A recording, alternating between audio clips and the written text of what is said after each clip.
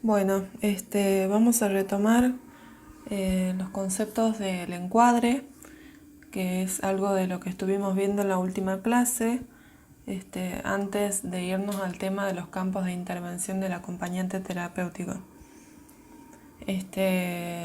Por ejemplo, si buscamos la palabra encuadre en el diccionario, encontramos el verbo encuadrar, con los siguientes significados: encerrar en un marco o cuadro, encajar, ajustar una cosa dentro de otra, encerrar o incluir dentro de sí una cosa, bordearla, determinar sus límites. ¿Sí? Esto tiene que ver con, en cuanto a que su definición está orientada a generar algo constante dentro de lo que va a ser nuestra práctica. Según Freud, y el cual es retomado por Rossi, nos dice que el encuadre es una disposición inicial básica para generar una empatía imprescindible en lo que va a ser el acompañante terapéutico. Por ejemplo, como acompañantes terapéuticos, no podemos hablar de encuadre en los términos en los que se habla en la práctica psicoterapéutica, porque sabemos que el psicólogo va a tener otros escenarios, como ser un consultorio, una hora a la semana, el honorario. Son cuestiones constantes que van a determinar la práctica del psicólogo. En cambio, cuando estamos hablando del acompañamiento terapéutico en sí, el encuadre donde se va a desarrollar su práctica es la vida cotidiana del acompañado, de la persona que estamos acompañando en ese momento, con todos los emergentes que esa cotidianeidad nos pueda traer a nuestra práctica, como por ejemplo encontrarnos a algún conocido en la calle, un amigo, o cualquier persona que pueda de alguna manera generar un desequilibrio en todas esas constantes que uno intenta tener en la práctica. Bueno, esto va a venir a formar parte de lo emergente de la vida cotidiana. Entonces, para tratar de establecer un encuadre, más allá de esta disposición inicial básica de la cual retoma Rossi, en cuanto a estar dispuestos mentalmente a que en ese momento estamos en conexión y para trabajar con esa persona. Lo que se va a tratar de hacer es entablar un contrato, lo cual va a conformar un marco simbólico, el cual dará las referencias del AT en cuanto a su situación, con el acompañado, con el AT y la familia, y el AT con el equipo profesional. La idea de este contrato vendría a ser el objetivo de este contrato vendría a ser el de delimitar cuáles van a ser los roles, las funciones de la T con todas esas personas que van a formar parte del encuadre. Vendrían a ser este marco simbólico como un conjunto de reglas, por así decirlo, que se van a establecer y serán explicitadas en el plan de tratamiento, como por ejemplo podrían ser los horarios del acompañamiento, los honorarios del mismo, las actividades y el lugar donde se va a realizar esto, donde se va a realizar el acompañamiento, si va a ser en la escuela, si va a ser en una plaza, si va a ser dentro de la casa. Esto vendrían a ser los elementos básicos a considerar en el conjunto del contrato, que vendría a ser lo que está explícito. ¿sí? Como bien decía anteriormente, se compone de estos elementos que deben ser constantes, pero siempre contemplando las variaciones que puedan darse con el transcurso del tiempo, de acuerdo al devenir que vaya teniendo el acompañamiento, lo cual se va a ir trabajando en las supervisiones, porque bueno, como se trabaja con la cotidianeidad, hay cuestiones que se van a tener que ir modificando en pos a que el tratamiento y el acompañamiento sean los más positivos posibles. Hay situaciones en las que es pertinente también, a eso hay que evaluarlo, si es que es o no pertinente, es intentar que el acompañado participe también de este establecimiento de coordenadas, de reglas, incluso de sus variaciones, tomando en este caso el acompañado un rol más participativo. Por ejemplo, retomando este ejemplo que yo les decía, en poder definir en el vínculo con el acompañado qué pasa si nos encontramos con un amigo de él o ella en la calle. ¿Cómo le gustaría a él que nos presentemos? Bueno, estas cuestiones podrían definirse previamente antes de una salida a la sociedad. De esta manera estamos pensando en un encuadre lo suficientemente laxo, el cual nos va a permitir movernos, va a permitir cierta espontaneidad, pero que a la vez nos permita delimitar la tarea, es decir, que esto sea lo suficientemente estricto como para que no se produzcan confusiones que interfieren en nuestro trabajo. Además de estas constantes que yo les estaba hablando, que son explícitas, también se contemplan cuestiones implícitas dentro del trabajo del acompañante terapéutico, como son la regla de abstinencia, el respeto por el otro, por la subjetividad y por el proceso terapéutico que el otro está llevando a cabo. Esto es, por ejemplo, como una cuestión más que tiene que ver con la ética del acompañante en cuanto a la regla de abstinencia, en medir uno las intervenciones y no tratar de apurar ciertos procesos intrapsíquicos, los cuales tienen sus tiempos y son de acuerdo a cada uno de los sujetos con los cuales trabajamos. Hay cuestiones que son pertinentes explicitarlas en el campo donde vayamos a trabajar, que por ahí son desconocidas. Tenemos que tener en cuenta que nosotros no solamente vamos a trabajar con nuestro encuadre de tratamiento, sino que no en algunas situaciones, sino siempre vamos a estar insertos en lo cotidiano, retomando lo que les decía al principio. Y por lo tanto vamos a estar insertos en otros encuadres también.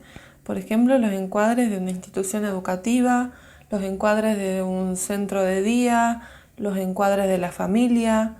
Y en relación a esto, sería interesante poder explicitar acerca del rol del acompañante terapéutico, dado que muchas veces no hay un saber previo acerca de cuál es el rol de la T, ya que este rol viene a ser una figura novedosa dentro de todos los equipos de salud, de equipos de educación, jurídicos, grupales.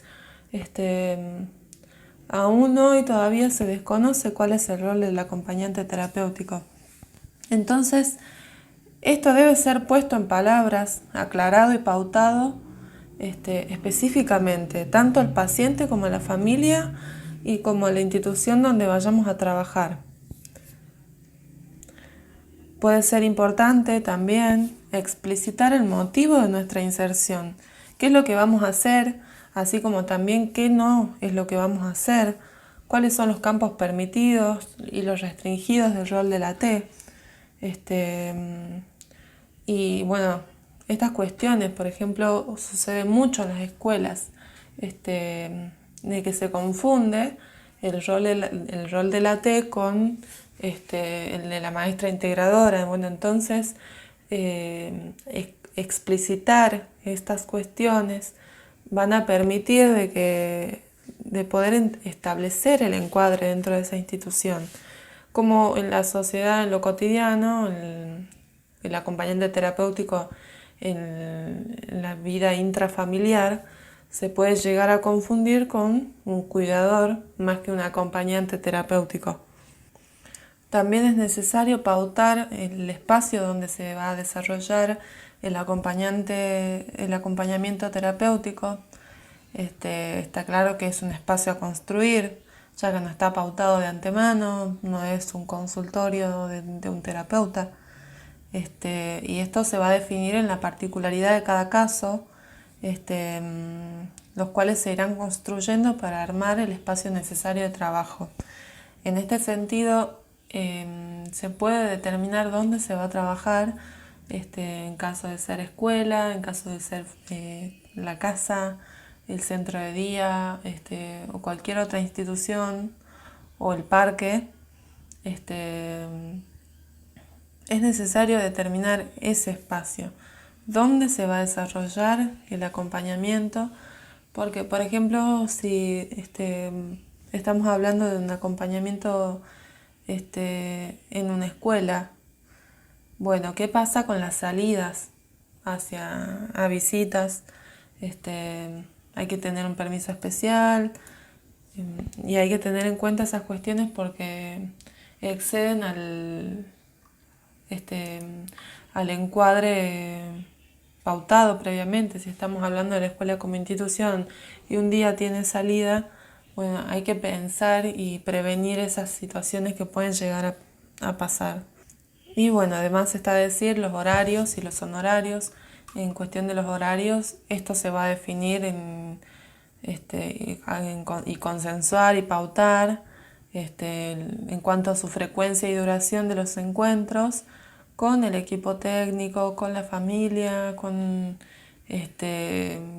quien hace la demanda y con el equipo terapéutico tratante, los cuales van a participar de este acompañamiento y de este proceso terapéutico. Bueno, ahí es algo a evaluar y planificar cuál va a ser la carga horaria necesaria para llevar a cabo las actividades y los encuentros, teniendo en cuenta los honorarios a los que puede acceder la familia. Y en cuanto a los honorarios, nos referimos específicamente a cuánto se va a pagar por acompañamiento, quién lo va a pagar y cuándo. Esto es conveniente aclararlo desde el principio, ya que cuando hay interferencias en este elemento que en algunas ocasiones queda de lado, genera cuestiones negativas en lo que es el proceso de acompañamiento, porque no podemos negar que si no hemos recibido nuestro cobro, la práctica se ve influenciada de alguna manera por esta interferencia. Entonces, referirnos a esto desde un principio y consensuarlo con quien debamos consensuarlo es importante para que no interfiera en lo que va a ser el encuadre. También es importante en el caso de salidas y paseos, hay que pautar previamente quién va a absorber los gastos que se produzcan en el afuera y de qué manera. Bueno, todas estas cuestiones van a depender de la particularidad de cada situación, pero una vez acordados debe sostenerse en el tiempo. Y en cuanto uno note que nos estamos saliendo de ese encuadre, hay que retomar y debemos aclarar y especificar de nuevo los términos de este contrato para poder sostener estas constantes que son necesarias para el acompañamiento. A modo de registro de lo que pase en esos encuentros, en el acompañamiento en general, es interesante poder tener un cuaderno de campo.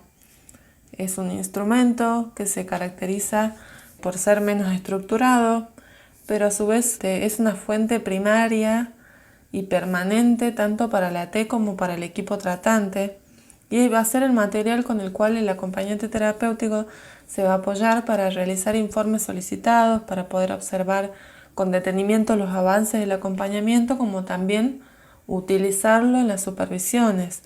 En este instrumento lo que vamos a poder registrar son los estados de ánimos que nos vayan surgiendo, características generales del entorno, como así también se pueden planificar, realizar seguimiento y registro de las actividades que se vayan realizando.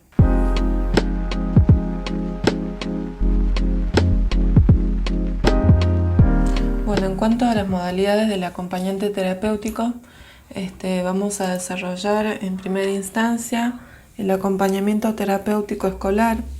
Aquí podemos visualizar una diapositiva de la situación áulica. En esta imagen en particular podemos ver a niños sentados en una disposición cotidiana de lo que es un contexto educativo. Vamos a ahondar en primera instancia acerca del rol del acompañante terapéutico en la escuela. Lo que hace el acompañante en la escuela es materializar un proceso de inclusión e integración. Como por ejemplo, si en una adecuación curricular la pedagogía vehiculiza que un niño en particular pueda asimilar los contenidos específicos referidos a la asignatura del ciclo que cursa, en un acompañamiento terapéutico se va a trabajar sobre las dimensiones afectivas, conductual y social. Siempre esto trabajado desde lo vincular, desde el vínculo. Cuando hablamos de la teleescuela, podemos decir de que encuentra su eficacia cuando puede incluirse en la institución como un eslabón más de la cadena que constituye la institución, el encuadre de la institución, que era de lo que veníamos hablando. Esta cadena cuenta con distintos roles. Por ejemplo, el equipo técnico, conocido como ETAP, el cual se encuentra en la supervisión, la supervisora, la directora, los docentes. En primaria por ahí podemos trabajar con una sola docente, pero en secundaria esto se va a ver diversificado, ¿no? Tenemos muchos más roles y funciones en las escuelas. Son múltiples estos actores sociales que intervienen en el proceso. Y esta comunicación se torna eficaz cuando el acompañante terapéutico logra, no podemos decir formar parte de la institución, pero sí no funcionar de manera aislada. El acompañante terapéutico no puede constituir una burbuja aparte para albergar a su acompañado a cualquier precio. Si eso fuera de ese modo, quiere decir que no estamos pudiendo hacer una intervención terapéutica propiamente dicha, porque la idea en este sentido es que el acompañado pueda desenvolverse dentro de ese mundo a medida que realice el proceso de una forma cada vez más autónoma, y para eso tiene que poder verse integrado en la institución. ¿Qué hace el acompañante terapéutico en la escuela? Por ejemplo, en la entrada de la escuela, el acompañante terapéutico puede actuar como un objeto transicional, como un vínculo, amortiguando la angustia de separación del niño con su mamá. Estar en ese momento va a constituir y se va a configurar en una intervención terapéutica, porque estaríamos interviniendo en poder darle herramientas a ese niño o niña de poder quedarse en la escuela y empezar lo que va a ser su socialización secundaria. También en las escuelas, dentro del aula, sentados junto a su acompañado, fomentando la capacidad de escucha, de espera, de tolerancia a la frustración. En los recreos, favorecer la socialización, el juego, la integración del otro, o generando espacios que prevengan la desorganización del niño, como puede ser la exposición a un patio lleno de chicos corriendo. Trabajar con las herramientas que que podamos ver pertinentes en ese momento para poder lograr constituir un escenario lo más habitable posible para esa persona que vamos a estar acompañando. El acompañante terapéutico, como yo decía anteriormente, trabaja siempre con el vínculo de su acompañado. Esta es la herramienta terapéutica fundamental. Si no existe ese vínculo, no hay herramienta alternativa que pueda funcionar. El vínculo de la T con el acompañado favorece la aparición subjetiva del niño. Además, le ofrece un continente simbólico que podrá ser llenado según sus particularidades y necesidades emocionales. Decimos que cada caso es particular, pero el estar del acompañante terapéutico se caracteriza por la consistencia de un cuerpo presente, por una red, por una trama relacional que intenta crear junto con su acompañado. Es una trama relacional de sostén, de acompañamiento y de apuntalamiento. Cuando hablamos de quién demanda el acompañante terapéutico escolar, podemos estar hablando de que esa demanda la puede realizar el equipo tratante, la escuela o la familia. En caso de ser realizada por la familia, es necesario discriminar si la problemática que plantean los padres tiene que ver más con algo propio de ellos y no del niño. ¿En qué podemos ejemplificar esto? Si existe un miedo en cuanto a la inserción de esa persona dentro de lo que va a ser la vida escolar. Quizás estamos hablando de cuestiones de sobreprotección y bueno, antes de tomar la decisión de realizar ese acompañamiento, sería interesante poder trabajar con el equipo terapéutico que sigue ese caso para poder dilucidar bien cuál va a ser el lugar que va a ocupar el acompañante terapéutico en esta demanda. Cuando estamos hablando de que la demanda la realiza el equipo o el terapeuta en general, se va a estar hablando de que el pedido responde a objetivos terapéuticos clínicos específicos. En este caso es necesario poder averiguar si los profesionales conocen sobre la especificidad del rol del acompañante terapéutico, como así también establecer si es que existe una disponibilidad y capacidad de trabajo en equipo con el AT y con otros docentes. Con esto estoy diciendo que en algunas ocasiones es necesario que el equipo terapéutico pueda realizar intervenciones dentro del ámbito escolar. Y en caso de ser realizada la demanda por la escuela, es necesario dilucidar si la demanda del acompañante terapéutico responde más a una dinámica segregatoria de la institución que a una posibilidad de intervenir terapéuticamente del acompañante terapéutico. Hoy actualmente observamos que hay una mayor demanda de acompañante terapéutico por iniciativa de la escuela y en ciertas ocasiones este pedido llega a ser incierto y confuso. Por ejemplo, en cuestiones en que la escuela llega a comunicar de que ese niño, niña o adolescente no puede estar en la escuela si no tiene un acompañante terapéutico. Y en relación a de dónde surge la demanda, podemos también encontrar algunas dificultades en cuanto al ejercicio del acompañamiento terapéutico escolar. Una de estas dificultades con las cuales nos podemos encontrar es por confusión o desconocimiento de la especificidad del rol de la T o por altos niveles de exigencia en su rol. Por ejemplo, puede pasar que los docentes demandan tareas al acompañante terapéutico que no tienen que ver con su función. Por ejemplo, pedir que el acompañante corrija el cuaderno del niño, o delegarle la enseñanza de los contenidos, solicitarle que se haga cargo del aula en momentos que ella se tiene que retirar, o delegar por completo la responsabilidad por la escolarización del niño en la figura del acompañante terapéutico.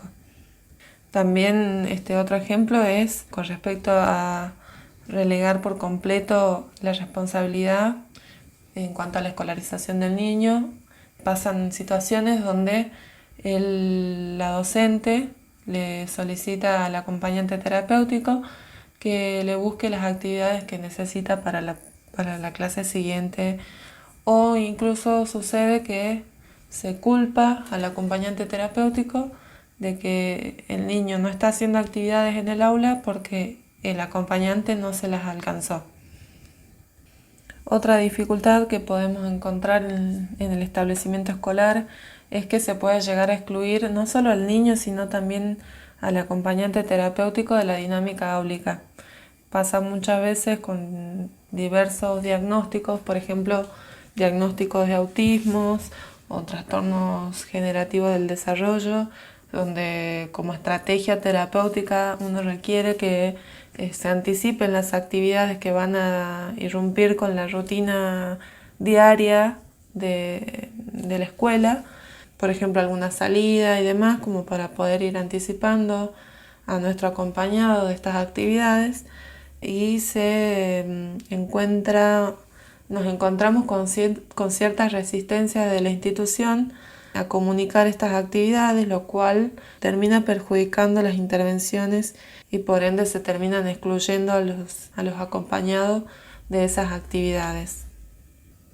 O por ejemplo, cuando hay actividades grupales, pasa que si la acompañante terapéutica no hace de puente para que el acompañado se integre a las actividades grupales, la docente o el docente no toma partido en esto y no se hace responsable de incluir al estudiante en las actividades áulicas que fueron pensadas para todo el grupo. Y otra dificultad que es bastante recurrente es esperar que el acompañante terapéutico sea quien diga lo que debe hacerse, y el pensar que esta figura como una única protagonista salvadora de la situación de dificultad con el niño a acompañar, como esperando instrucciones para manejarse con el estudiante o con el acompañado, como si fuese que uno ese conocimiento lo tiene de antemano y no se ha realizado un proceso previo de vinculación y de conocer a la otra persona.